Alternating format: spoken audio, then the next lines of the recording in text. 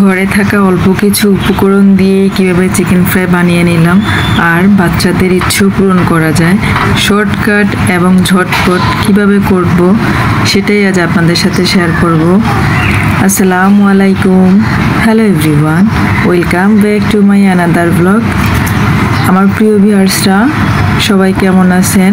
আশা করছি সবাই সুস্থ আছেন, ভালো আছেন। আলহামদুলিল্লাহ, আমি আল্লাহর অশেষ রহমতে অনেক ভালো আছি। আমার আরও একটি নিউ ব্লগে আপনাদের সবাইকে স্বাগতম। আমার প্রিয় ভিউয়ার্সরা, আজকে আপনাদেরকে দেখাবো বাসায় বসে ঝটপট কিভাবে চিকেন ফ্রাই বানানো যায়। আর এটা কিন্তু আমাদের সকলেরই খুবই পছন্দের, বিশেষ করে বাচ্চাদের বেশি পছন্দের।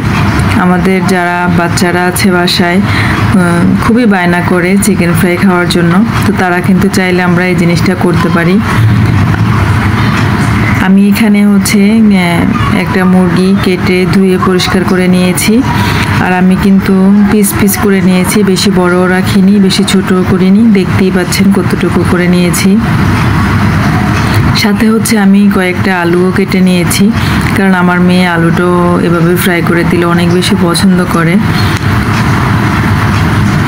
আমি এখানে গিয়ে সব মশলাগুলো দিয়ে মাখিয়ে নিয়েছি। আদা, জিরা, রসুন, তারপর গিয়ে কাঁচামরিচ, একটু টমেটো, আর গিয়ে সাথে পেঁয়াজ, তারপরে আছে গিয়ে হলুদ, মরিচ, ধনিয়া গুঁড়ো, আর একটা ম্যাগি মশলা।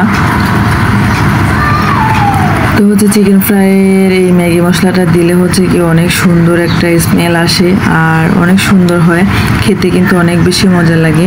তো আমি গিয়ে সব কিছু ভালো মতো হাতে মাখিয়ে নিচ্ছি। আর এটা কিন্তু এভাবে মাখিয়ে 1 ঘন্টার জন্য রেস্টে রেখে দিব।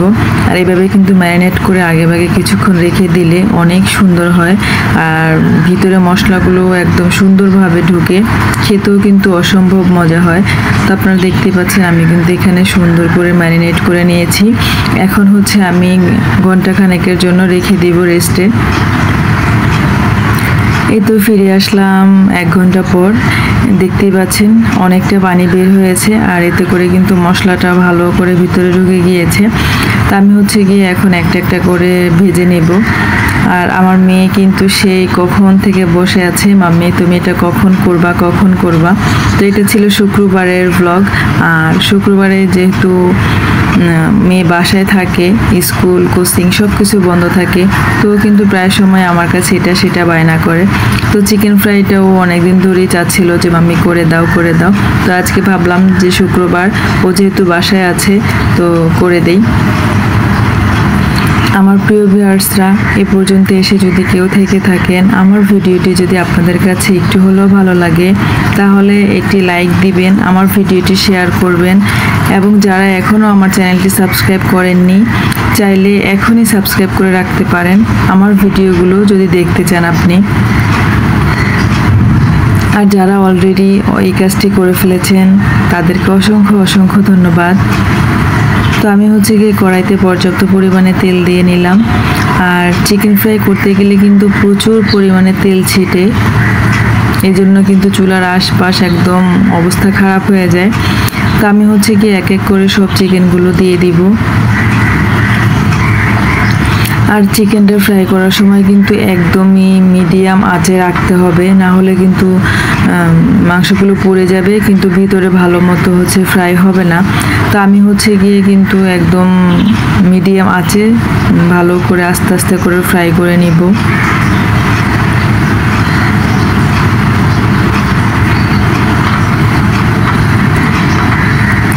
আমার প্রিয় ভিউয়ার্সরা, আমার ভিডিও আপনাদের কাছে কেমন লাগলো অবশ্যই আমাকে কমেন্ট করে জানাবেন। আমার ভিডিওগুলো যদি আপনারা দেখতে চান তাহলে চোখ রাখুন আমার চ্যানেলে। প্রতিদিন বিকেল 3টায় আমার ভিডিও আপলোড হয়। তো যারা দেখতে চান, যারা লাইফস্টাইল ব্লগ পছন্দ করেন, আমি কিন্তু আহামরি সেরকম কোনো কিছু শো অফ করি না। আমার ডেইলি একদমই নর্মাল লাইফস্টাইলগুলোই আপনাদের সাথে শেয়ার করি। এই তো এদিকে কিন্তু আমার চিকেন ফ্রাইগুলো এক পাশ হয়ে গিয়েছে, এখন আমি উল্টে দিব আরেক পাশ হওয়ার জন্য। আর আমি চিকেনটা কিন্তু একটু লাল লাল করে ভেজে নেব, কারণ আমার মেয়ে একদম কাঁচা কাঁচা হলে খেতে চায় না, ও একটু পোড়া পোড়া হলে সেটাই খুব পছন্দ করে। তো আমি গিয়ে সেটাই করে নিচ্ছিলাম।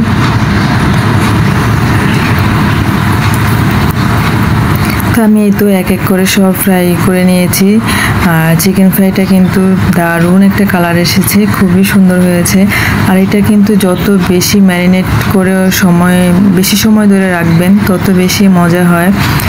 তো এই তো আমি কিন্তু এইভাবেই আমার মেয়েকে সবসময় বাসায় থাকা উপকরণগুলো দিয়ে এইভাবে চিকেন ফ্রাই করে দিই।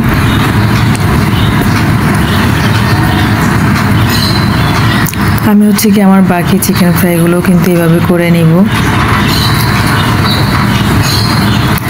এই তো আমি কিন্তু বাকিগুলো সব করে নিয়েছি, এখন হচ্ছে আমরা খাবো সবাই। আর এত মজা হয়েছে, কারণ অনেকক্ষণ ম্যারিনেট করে রাখার জন্য ভিতরে মশলাটা প্রপারলি ঢুকছে আর এত মজা লাগতেছিল। আর একটু পোড়া পোড়া হওয়ার কারণে একটা স্মোকি ফ্লেভার আসতেছে, সেজন্য আরও বেশি মজা লাগতেছে। তো আমার মেয়ে কিন্তু সবার আগে দেখেন আলুগুলোই খাচ্ছে। ও চিকেনের চাইতে আলু বেশি পছন্দ করে। তো আলুটা ফ্রাই করার পর ও বলছে যে আমি অনেক মজা হয়েছে। দেখতেই পাচ্ছেন ও কতটা হ্যাপি, কতটা খুশি। তো আমরা কিন্তু যারা বাচ্চার মায়েরা আছি সবসময় বাচ্চাদের আবদার পূরণ করতে হয়, বাচ্চাদের আবদার শুনতে হয়। তো আমরা কিন্তু হুটহাট করে রেস্টুরেন্টে যেতে পারি না বা কিনে এনে খাওয়াতে পারি না।